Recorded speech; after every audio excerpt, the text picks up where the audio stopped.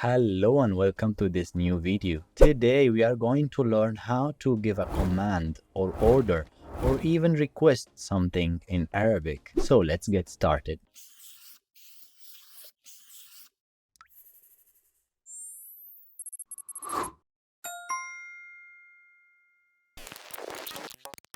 As you know, tenses in Arabic are past, present, and no, not future.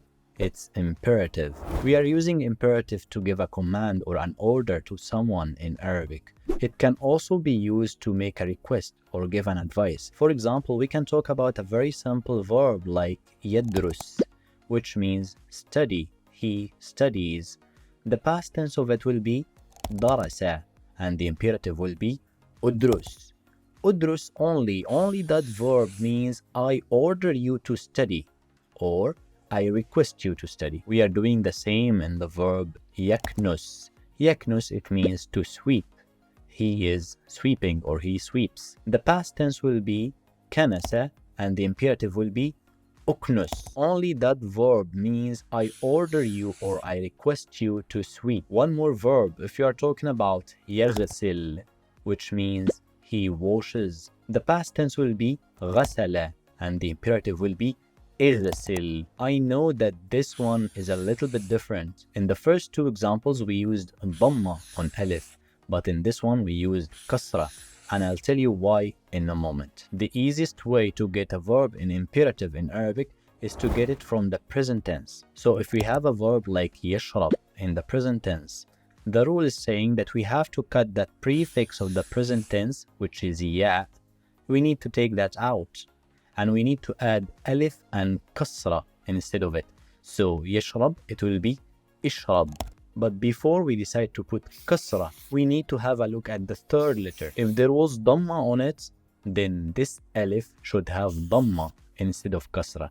And this is the exception. After cutting the prefix of the present tense, if we are left with a verb which is having alif, waw, or ya in the middle of it, it's going to be easier. In that case, we need to just cut this alif or waw or ya from the middle, and now we are having the imperative form. So, for example, a verb like yanam, after cutting the prefix of the present tense, which is ya, we will be left with nam, and to change that into imperative, we need to just cut this alif from the middle of the verb. So it will be nam. You might get confused with a verb like yaqra. After we cut the prefix of the present tense, which is ya, we will be left with alif with hamza, but at the end of the verb, not in the middle. In this case, we will apply the previous rule, which is adding alif and kasra in the beginning of it. So it will be اقرأ. The same for a verb like يبدأ, which means start. After cutting ya from the beginning of it, we will be left with بدأ, which is having alif and hamza at the end of it. So we will be applying the previous rule, adding alif and kasra in the beginning. So it will be ibda. So what if after cutting the prefix of the present tense ya from the beginning, we find ourselves left with the ya without dots at the end of the word, like in the verb yasqi. After cutting ya from the beginning, it will be saqa. In this case, we'll be applying the previous rule, but with some modifications.